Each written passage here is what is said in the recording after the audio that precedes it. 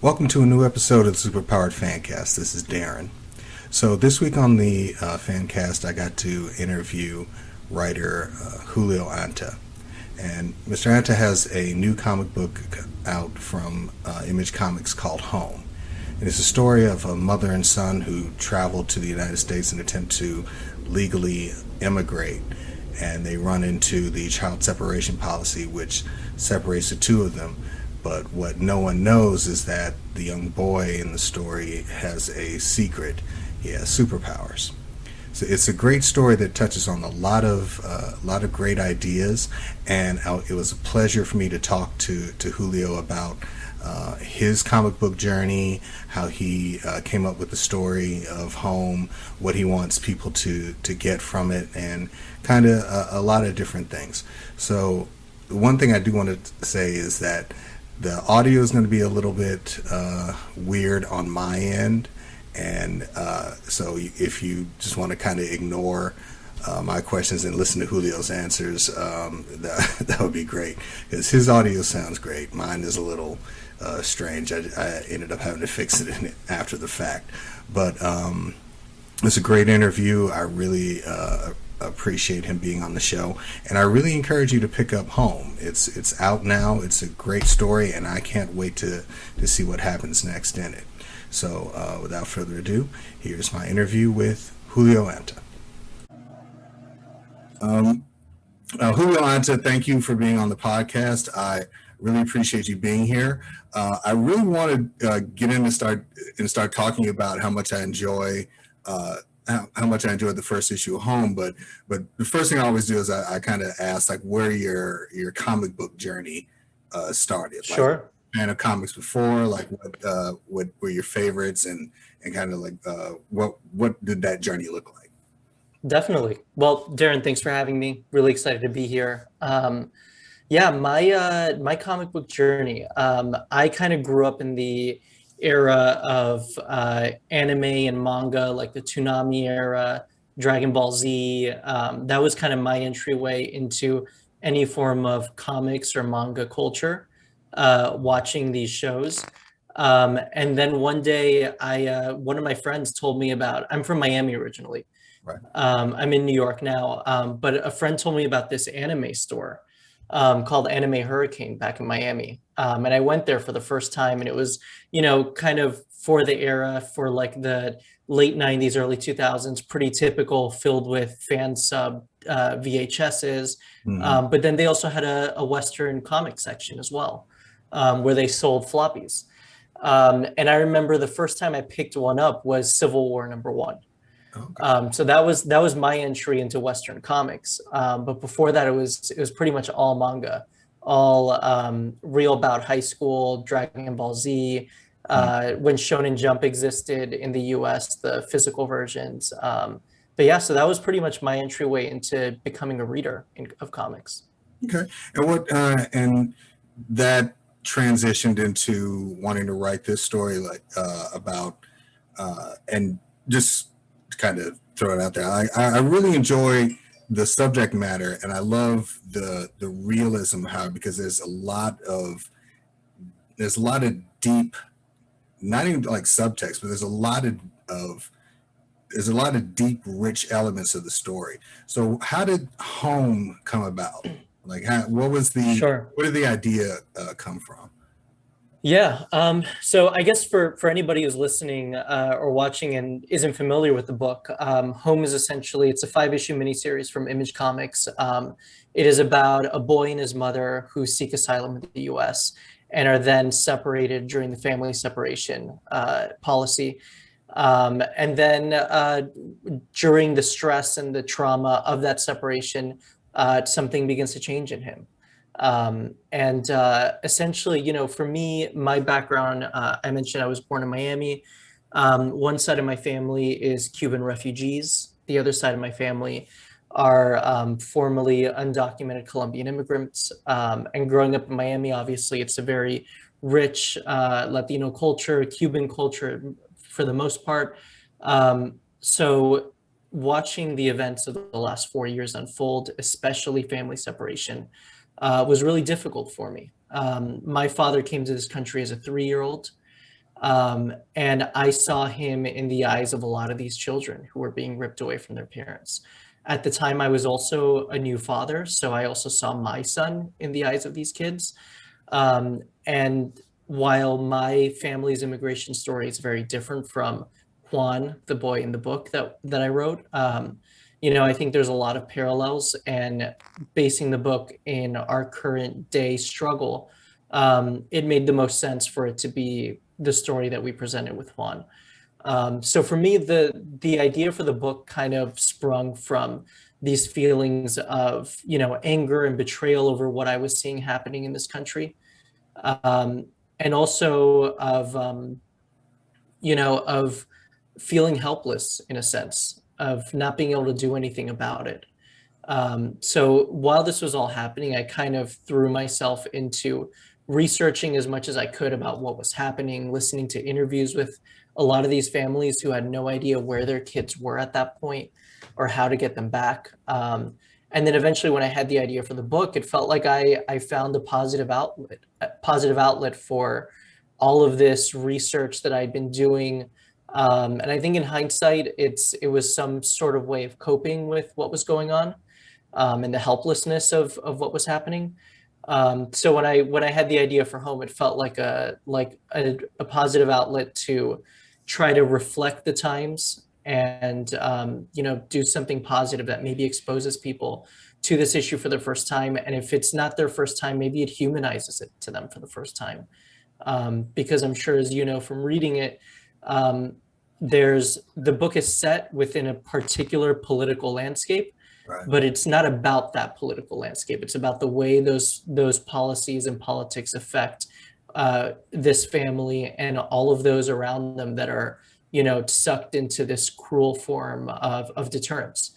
So that's pretty much where it came from initially. Right, and I was thinking about that because it would have been easy to kind of go with the big political argument and push aside or not necessarily talk about the human element of it. And what I enjoyed about Home, what I enjoyed, especially about that first issue, is that the trauma of what's going on, the trauma of this of the family separation is the focus. So it's not, you're not having a bunch of political arguments about, is this wrong, is this right, but you're seeing the effect that it's having on Juan and his mother, and it's devastating, especially to read. Just kind of thinking about, I mean, as a father, thinking about how Yeah.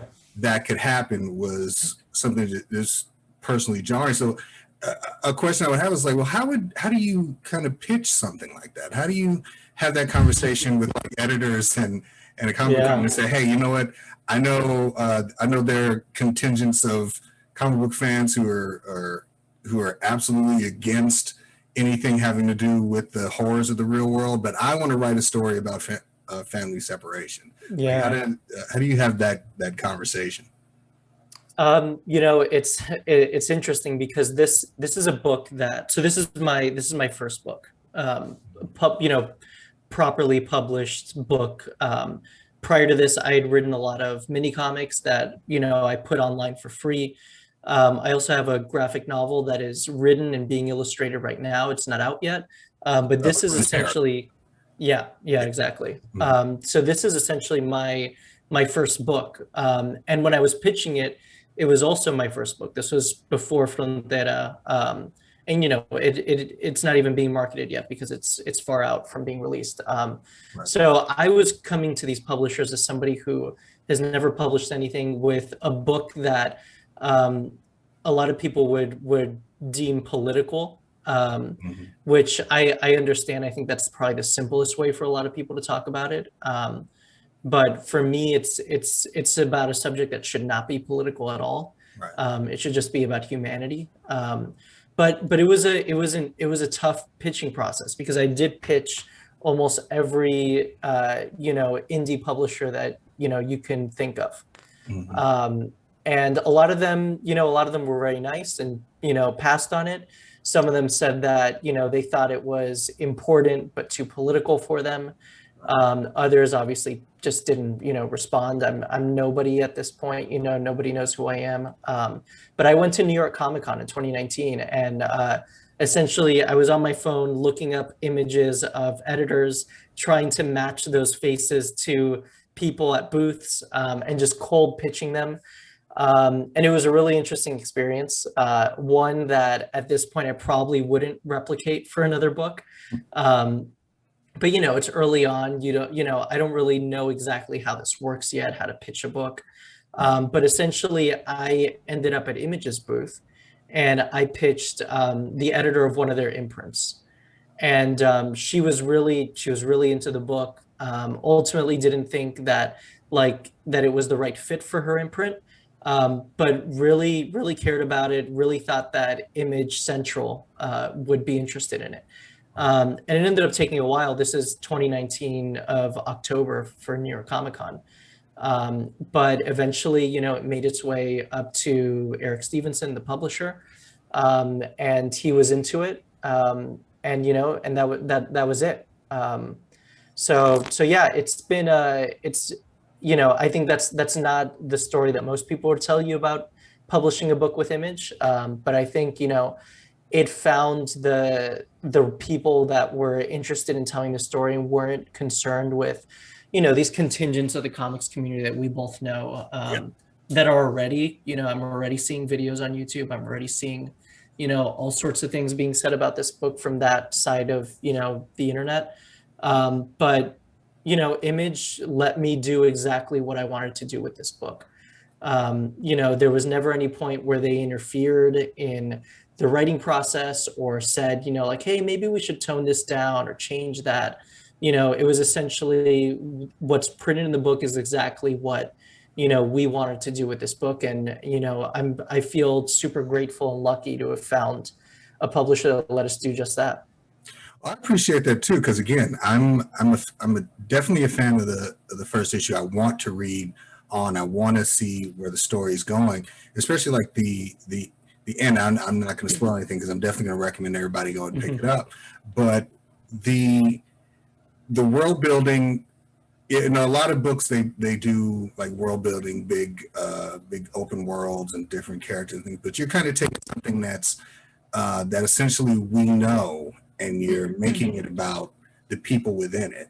So where does the story kind of go without spoiling it? Like, where does it kind of go as far as like what's going to happen with Juan, what's going to happen with his mom? Like, are we going to, I don't want to, I want to ask a lot of questions. I don't want to spoil it for myself, let alone spoil it for everybody that's going to read it. But is this in 5 issues, like how big do you want to make it, or do you want to concentrate on the characters themselves? Like just say, hey, this happened, but I want you to see what's going to happen to them. Yeah. So to your point, it's a very grounded first issue.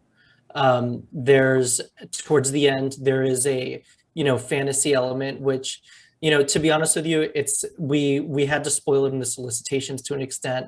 It's hard to talk about it without doing that. But I'll say that the book throughout its 5-issue run is a book about Juan, and what home means to him, what family means to him. In the first issue, we know that he has family in the U.S.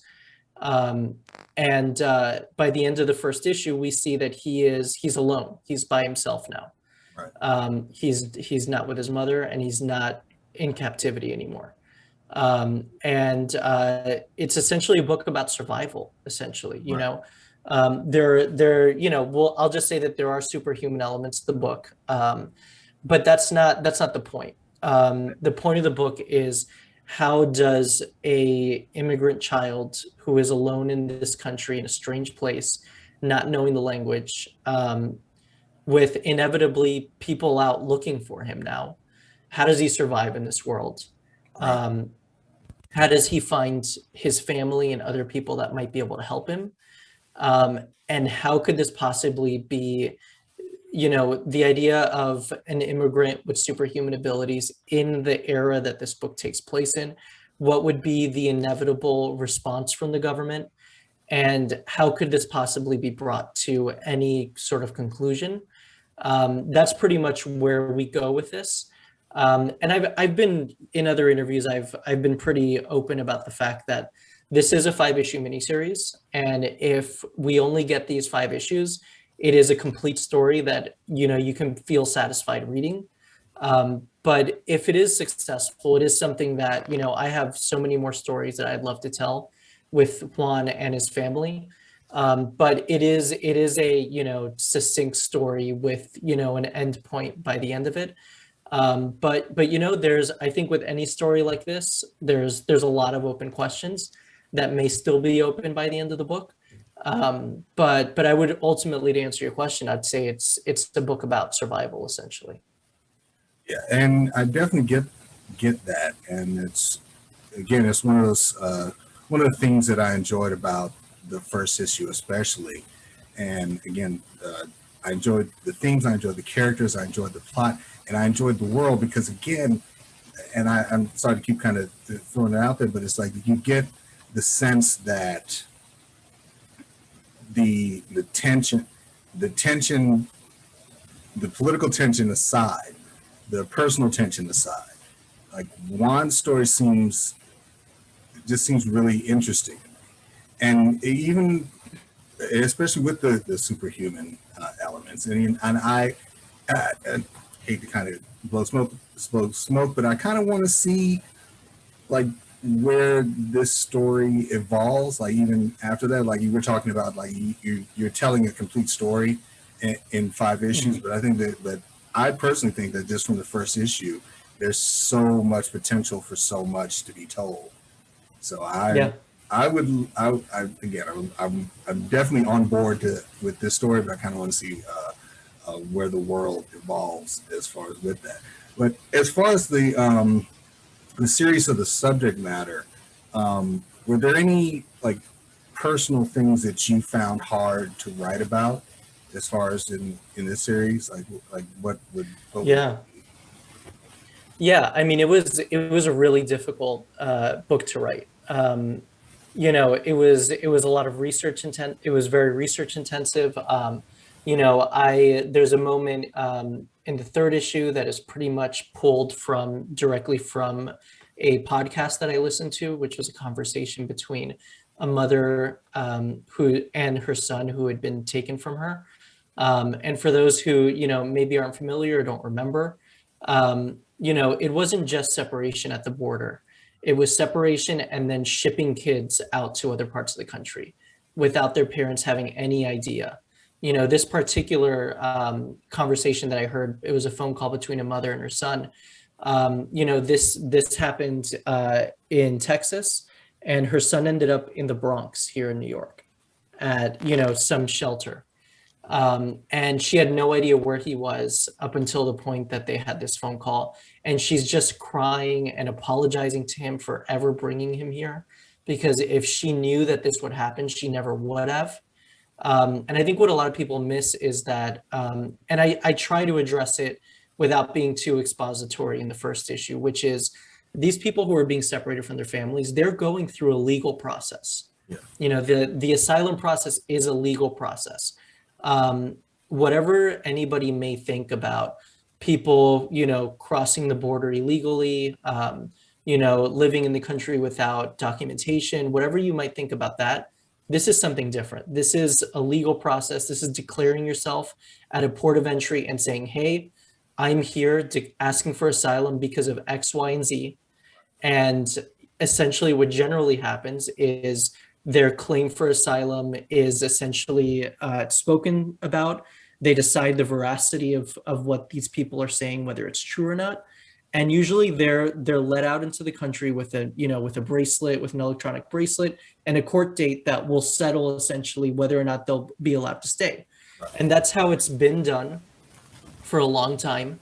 And then from one day to another, that changed a few years ago, and family separation began. So it was really difficult to write. mostly because of the research, but then also putting these conversations and this voice into these characters. There were a lot of points when I had to stop, when I had to put it aside, when I was writing and, crying while writing it, and tearing up because of how angry this made me and how emotional it made me.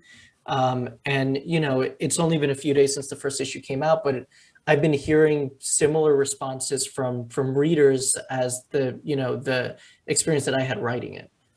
So yeah, it was a really difficult book to write. Yeah, and it's definitely something that you get, like, if you look beyond the surface, and when in that first issue. Yeah, and that's one of the things that caught me. Is like, yes, one of the things that caught my attention was, as they're on this journey and these changes are being made, and they have no idea, they don't know about it. They know, like, they know what the process is. They know that they're going to go through the process. They're expecting one thing, and then they come to this country, and it's completely different. But they did everything right. They did everything they were supposed to do, and still had to deal with family separation. And you can't separate. I mean, you can, in a sense, and people do. They kind of separate what is from what they'd like it to be, and there are a lot of people who believe immigration all encompasses one thing, and they don't think about the nuance of people who do the right thing, and because it's all packaged as, well, immigrant as one thing. I'm kind of rambling on that, but no, definitely. Sense is like they don't see it as people doing what they look at as a monolith of illegal immigration. Yeah, and I would say also, just because you bring up a good point, especially with using the word monolith. I think with most minority groups, people like to view each group as its own monolith. And looking at my background, for example, being Cuban and Colombian, these are both very different immigration experiences just within my own family. Now, if you want to encapsulate South America, the Caribbean, Central America, Mexico, we might look at all of these people as Latinos or Latinx people, but these are people coming from all sorts of different situations, classes, generations of migration, and different ways of immigrating as well. So in this story, we're telling a very specific story of a specific way of a specific migration story. But yeah, people like to view immigration as, one topic, and say that there is, a so-called right way to do it and a so-called wrong way to do it. But in the case of this book, it is the legal right way to do it that they approach this. So yeah, it's I hope that people read this and, maybe come away thinking differently than they did. I know that most of the readers of this book are probably going to be like-minded people. But I hope that some people do come across this and maybe for the first time see a story about individuals rather than the headlines, and how this may have affected real people, thousands of real people, because it did. Yeah, I agree, because I was definitely going to ask, like, what were some important things you hope people get from this story, and I absolutely agree that I hope that people look at it and see it as individuals rather than a group. I hope people pick it up and see the nuance of the story rather than what their perception of what immigration is. And even beyond that, it's a really cool kind of superhero origin story. Just at the end, just kind of going back to, like, being a comic book fan, I like that. I see a really cool kind of superhero origin story in this. In that he's, Juan is dealing with not only being separated from his mother and being in a new country and not knowing anybody and seeing things that are happening, but he's and his fear kind of manifesting his powers. But then I want to see, like, what happens. What does he do with those powers once he starts to master them? Like, what does he do? with them. So that's, even on that note, it's an interesting story too. Yeah, and the to add to the question that you asked earlier, also about where it goes. There's different routes that I think different people would think to take if they were if they found themselves with these powers, and also in a situation where maybe you're being hunted by the government, or you are being treated at the very least as a criminal. There's different ways you can go about this, right? And there, that's a conversation that takes place throughout the course of the book. What do we fight back? Do we hide? Do we run? Do we leave? And that's really a conversation that I'm having throughout the entire book. Not necessarily presenting what the right answer is, because I think the right answer is different for different people. But that's definitely something that the book is in conversation with throughout, and that in the history of the X-Men, Superman. I wrote this book specifically because a lot of people have asked me why I didn't put it out as a graphic novel, for example, and why it's serialized in 5 issues. But I put this book out specifically for the direct market, because I wanted to speak to the audience that reads direct market comics.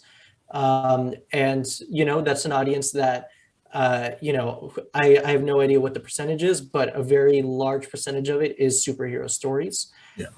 And I've thought, like many other people in the past have thought, that there's really interesting parallels between the superhero origin story and the immigrant experience. And we've seen that we've seen that time and again. And I think this is me trying to do my version of that.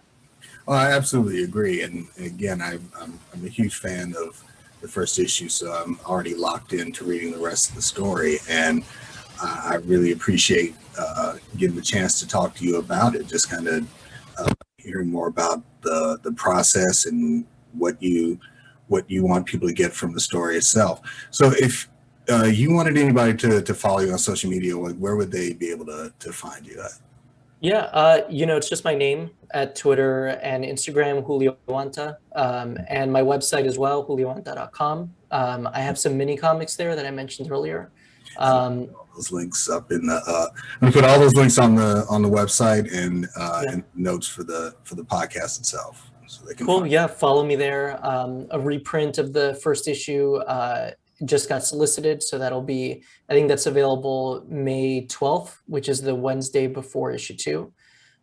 So I'm not sure when this is going to be posted, but if you hear it before then, let your shop know. All right. Julio Anta, thank you again for being on the podcast. The first issue of Home is out now from Image Comics. I definitely recommend everybody pick it up. It's a great story, and it looks like it's going to lead into a great series. So thank you again for being on the show. Of course. Thanks for having me. Once again, I want to thank Julio Anta for being on the Superpowered Fancast this week. You can find him on Twitter at Julio Anta. Also, there'll be links to his website, which he also has some great graphic short stories that are available for free to read. So I definitely recommend you check them out. And I absolutely recommend you check out Home. It's currently available from Image Comics. But you can also find me on Twitter at superpoweredfan. You can find everything from movie reviews, TV reviews, comic book reviews on the website superpoweredfancast.com. You can email me any questions you have, any thoughts, concerns, things you like, things you don't, superpoweredfancast@gmail.com. Until then, this is Darren for Superpowered Fancast, signing off.